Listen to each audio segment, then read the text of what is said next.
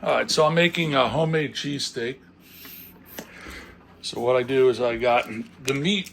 This is the steak. It's a very thin sliced meat. You'll see it in your like a supermarket deli. They're very thin. They're like this, and these are three together. They're frozen because I freeze them. I wrap them in wax paper, put them in the freezer. This way, the meat doesn't go bad. So if I want, say, a sandwich a week after the following week I bought it, the meat's going to be fresh after defrosting it. So you can see some of it's peeling up, but it's very thin cut. That's how it is. It's like a cheesesteak. I marinate it, or excuse me, I put a rub on there, this Montreal steak seasoning. You can use anything you like, but I like this. It's very tasty. And I got the pan heating up, and we're going to be putting that in hot oil. I use olive oil, and I put some brandy in cognac. This is the first time for me using cognac on the meat. I figured that maybe it'll give it a little flavor. And then with the, where's my spatula? Here it is. Gotta get my spatula out. And then I got cut up red pepper, green pepper, and a regular onion. I use this as seasoning. This is basically for chicken. It's by Grill Mates, roasted garlic and herb. Comes out pretty good. We got olive oil in here, some little 3 capfuls of the brandy cognac in there, and butter. So we're letting that butter melt as this stuff heats up. Bacon I made because I'm going to add bacon to my cheesesteak. This is a first. What I'll do is I'll cut some up and put it on there. Plus I made extra for my daughter. The bread I got, these Italian rolls. Buy them at the supermarket. They come in a pack like this. They look like this and they come in a pack. Got these at ShopRite. They're called Italian rolls. They're really good. They taste just like, what a sub roll will taste like when you go to a Italian restaurant and order a sub. And they come out even better after the onion. So what you do is I'm going to add this is heated up. So I'm going to add in the peppers. Start getting them sauteed. I gotta mount my phone somehow here. I'm also gonna add some garlic here. All right, this is getting hot. I'm gonna turn that down. Oh, not that much garlic. Some fresh garlic, minced garlic.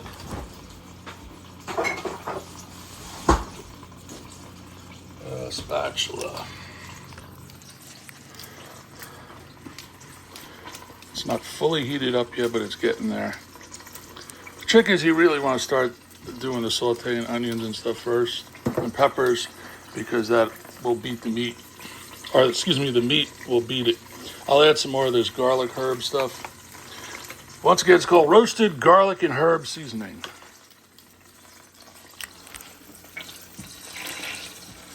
That's the cognac in there. So I'm gonna put the steak in.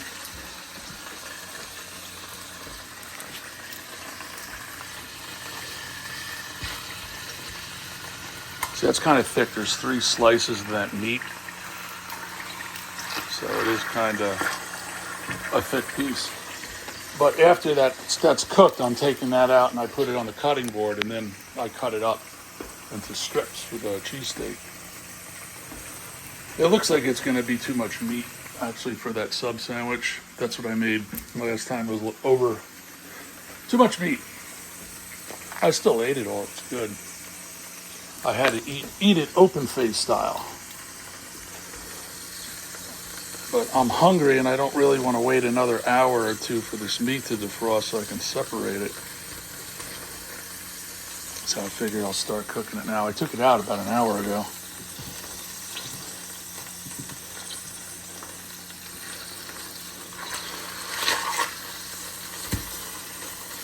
And with the seasoning, when you're doing this in the oil, the seasoning usually comes off, and you really won't taste much of the seasoning after you put it on the cutting board and chop it up. So that's why after it's done, I'll sprinkle more of this Montreal steak seasoning on just before I put it in the oven.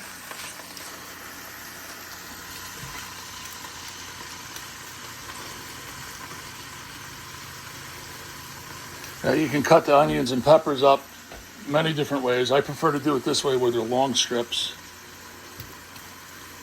This way when you're biting in a sandwich, if you got small strips, little chunk pieces, they're not falling out all over the place. Actually, I'm going to get the lid for that, which is all the way over here. That'll cook that steak up quicker.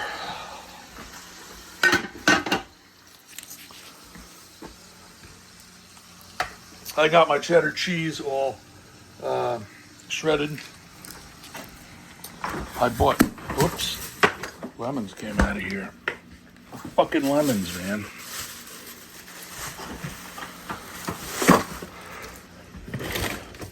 I bought this brand cheddar cheese because it's on sale at ShopRite. It's called Cabot Creamery Extra Sharp Vermont Cheddar Cheese. It's a good cheese, but what I don't like about it, because it's more drier, so when you're shredding it up on the shredder, it's actually, the cheese will break up more because it's drier versus your typical regular brand of cheese that doesn't do that. I mean, both of them are good. I bought that because it was on sale. It was like $1 less than the usual shit I buy. I also got a baked potato going on in there from a few days ago. I'm heating that up. I got these onion things I chop up for the baked potato, plus some bacon. I like using two different cheeses. I'll use the cheddar and then Sargento's mozzarella provolone, both on the cheesesteak and on the baked potato.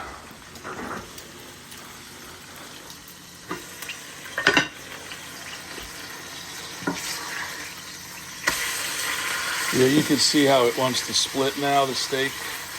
Maybe I can split it one-handed, but I got the phone in my hand. Oh wait, it's starting to split.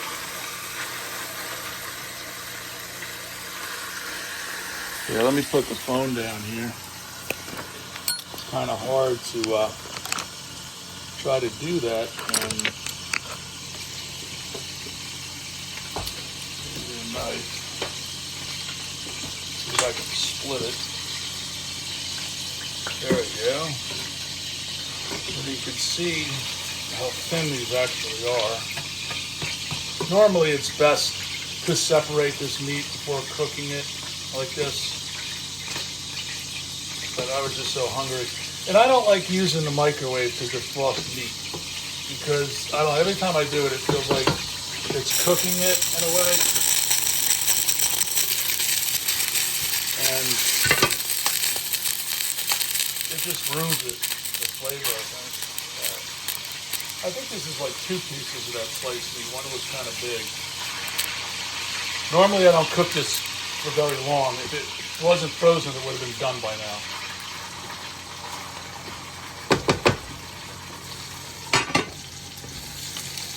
So the onions, peppers, and garlic smell really good. And they're in that olive oil, butter, and brandy.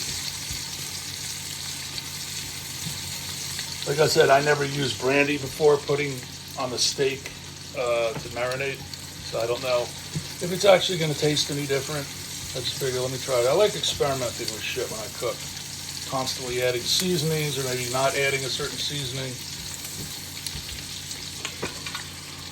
The trick is with it, when you pan fry these steaks, you don't want to overcook them.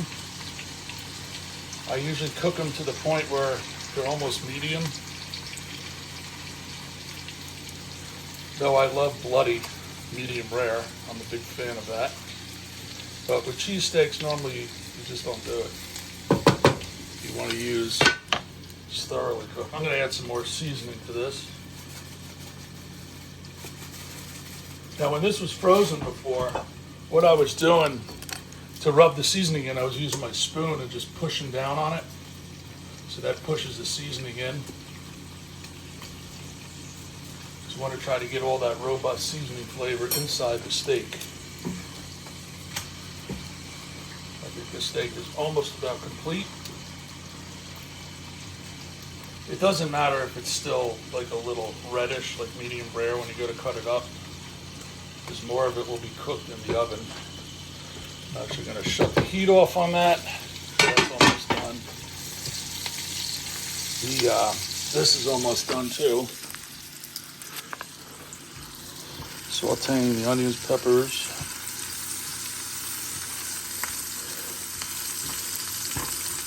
I saute them. I like to get them as cooked as best. This way there's nothing hard when you're biting into it. It's all soft.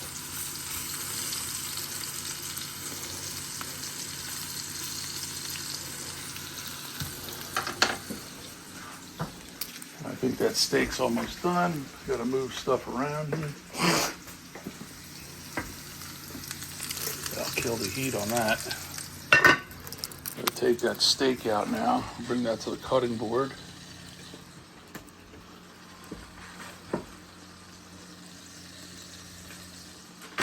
Ooh, luckily there was a plate there to catch it. All right. And then when I cook, I like to immediately clean.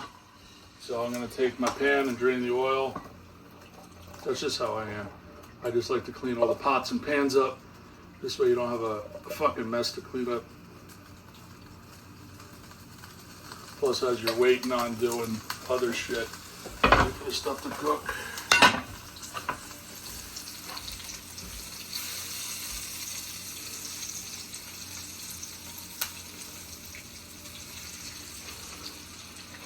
Actually, I think it's best to get this shit out of the pan first. Put it on this plate.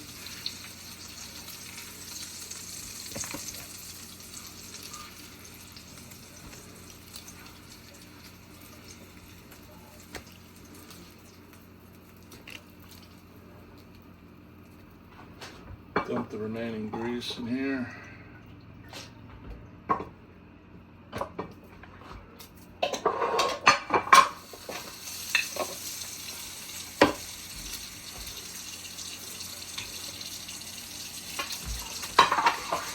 Plus, while I'm cleaning too, that meat is cooling down a little bit because I got to cut that up.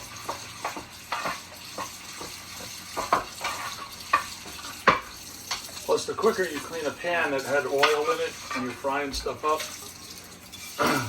the quicker the smell gets out of the house, so it's not spreading throughout the house and, you know, that cooked smell and shit you get.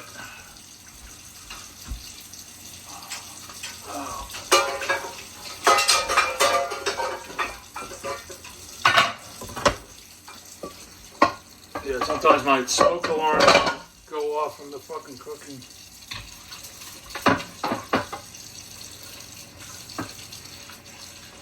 And the weirdest thing, when my daughter walks under the smoke alarm with her cell phone, it's an iPhone 14, the smoke detector goes off.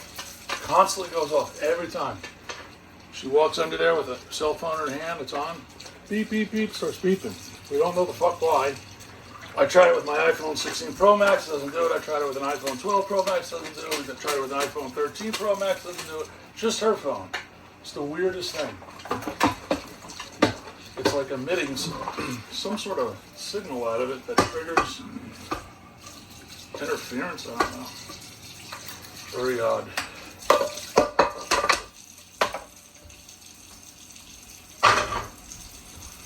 And one more thing I gotta clean.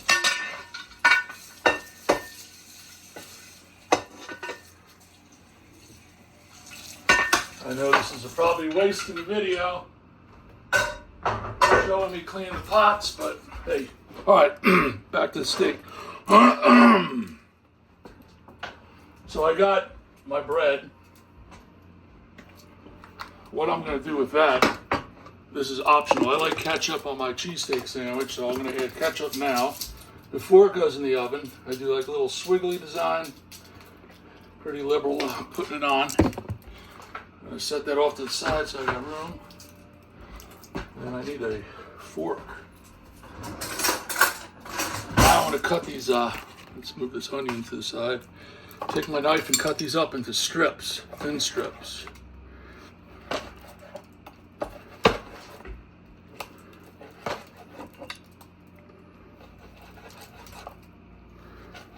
You're basically trying to make the cheesesteak look like the type of cheesesteak you would buy at an Italian restaurant. close enough. Now I could see a lot of the rub that I put on there stayed this time from using the spoon and pushing it in. So this should be exactly enough meat for one sandwich. A good amount.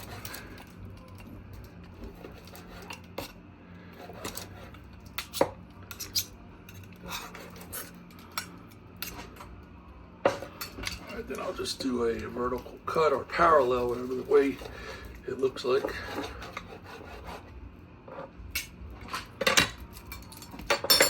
Then I like to do a little taste test on different areas to see if the meat is marinated enough. That's good. Because, you know, I don't want to over put that stuff on. If you overdo it, it's too much. I mean, it's still good, but it's just overpowering. Oh, shit. That's hot. Forgot that burner is still hot. All right.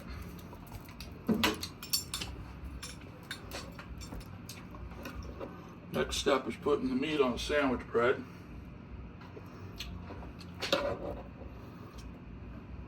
Oh yeah, it's like the perfect amount of seasoning. Yeah, this is a little too much meat again for the sandwich. I'll have to wind up eating it open-faced.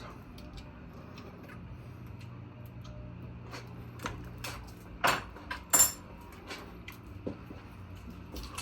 gotta use my glove because that one edge was hot. Now I want to test the, make sure the spices are good. I think it could use a little bit more, so I'm going to put more roasted garlic and herb on it, just to give it a little more flavor.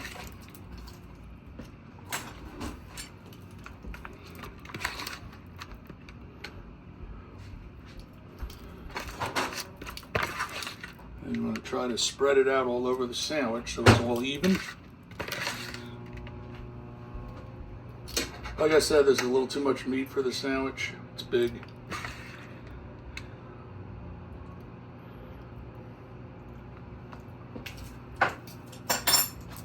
I'll do it one more time. A little bit of that. Then if you want, you could add some salt. I like this is sea salt. Oops, it fell off. And I'll add a little brown pepper. Just for flavor. All right, next spot we do cheese. I like to start with the provolone and mozzarella first.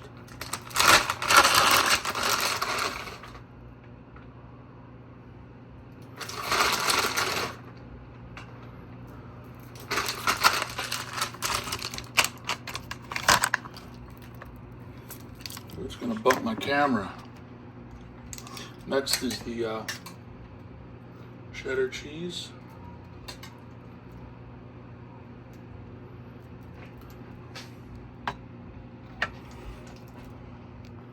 All right, and then the sandwich is ready to go in the oven, and that's what it looks like.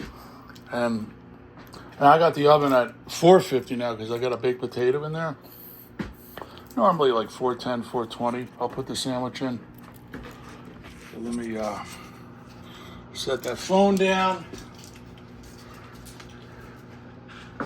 Put this baby in.